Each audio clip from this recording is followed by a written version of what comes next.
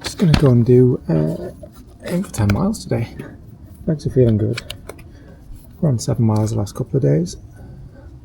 So I'm gonna wear these Adidas SLs, and I've got probably about an hour 15 spare before Max's basketball. So I need to get run done. So I'm going to venture onto a new route and see how it goes. Just under 3 miles in.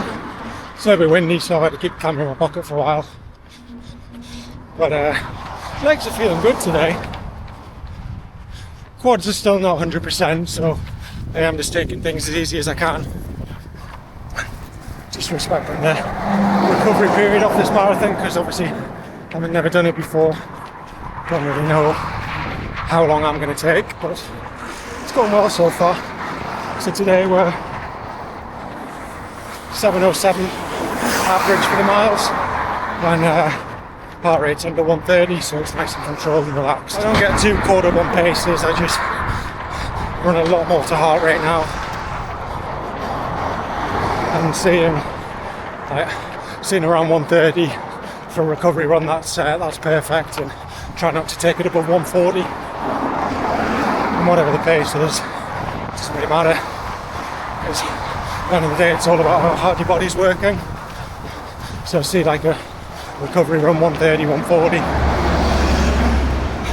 kind of a steady run 140, 150, and then marathon type effort is 150 to 160, and then anything beyond that you're pushing into lactic thresholds, and you're going to need kind of class it as a sustained short run or an interval run.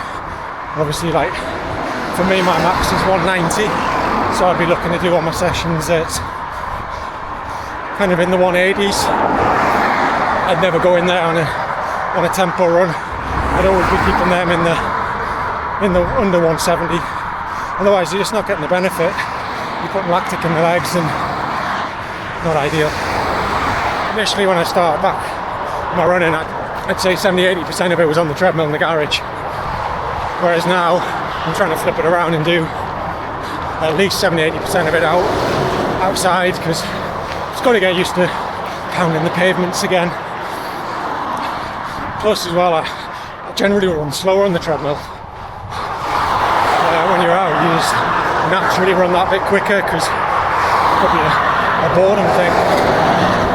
My wife said the same. She's started running and really driven and enthusiastic. She's bought herself a Garmin, she's bought some running trainers, and she's now focused on getting out for runs, which is great. Like, I'm so proud of her for doing that.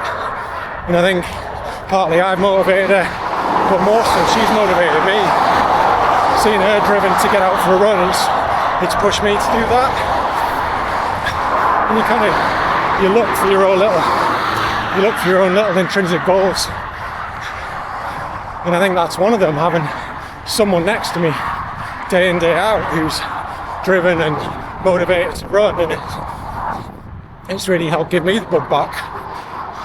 And those treadmill runs, initially I would just I'd aim for 5k, try and get 3.1 miles done, I'd be happy. And I'd try and do the treadmill runs 2 or 3 times a week, and I'd only be running maybe 10 miles a week at most.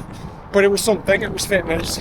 And then I built from that, and then I tried to get to 8k, try and do my runs and make 8k the kind of the baseline, the normal, which was 5 miles. And then I've upped that to, kind of in the Great North Run build-up, I was trying to normalise 10k, so I'd get to 6 miles, 6.2 miles. And bank as many of those as I could. And then now I'm trying to normalise 7 to 10 miles. So if I can make 7 to 10 miles a normal run and make that feel comfortable, then great. I've also done everything this week in the Adi Evo SLs, these things. I know my first thoughts and feelings on them, they were a little bit too light and a bit too spongy and springy. and almost making me wanting to run too fast, but now I've backed off. I'm kind of just running a little bit more on my heels, a bit slower, and yeah, they're feeling really good. I think they're helping the leg recovery off the marathon. I mean, the shoe tech's just phenomenal. Those Pumas I ran in, they're what kind of carried me in that last 5k. The energy return off the floor is outrageous. I wish I had that when I was running properly a few years back, but they're gonna help. They're gonna help a lot, I think. So it's very much finding the right shoe for me, which I feel like I've landed on my feet a little bit with the Pumas. They kindly sponsored us for the Great North Run with Drew, so we're very thankful to the guys at Puma who helped us there, and I'm just continue to wear their shoes now, because why change what works? I'm not going to cycle through, but I'm keen to try the faster shoes. I know they've got a one quicker than what I ran in, so I might have to buy a pair of them and give them a shot in a race at some point. Still just kind of feeling my way back into some running. And I've just, so far this week, I did run the day after the marathon. I did 2.5 miles, literally putting one foot in front of the other, but I just needed to do something just to get the blood flowing and try and get the stiffness out of my quads, because I got that from the steep downhills. I'm quite heavy footed when I go downhill, running down a new trail, and I have no idea if I can get through here. I'm hoping there's a path at the end that gets me through this housing estate back onto the main road. It's just there's no footpath that runs parallel with this. I'm trying to avoid running on the grass verge.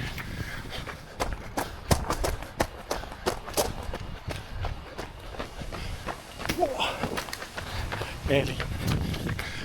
Max always asks me if I can dunk a basketball. Not a chance with these legs now.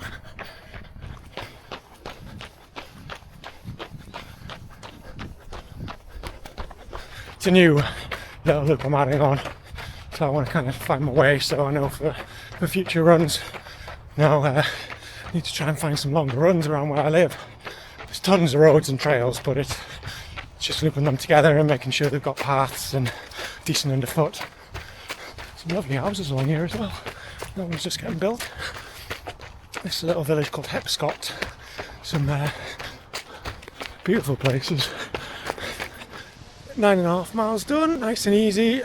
Heart rate was 130 average, so absolutely perfect. I think it was just under 7-minute miles. Maybe a mile or two too far for recovery purposes, but kind of needed to do it just to see how it felt. But yeah, the legs are still just not quite there. A few more days of easy running and I'll be back. I might do something light on Monday.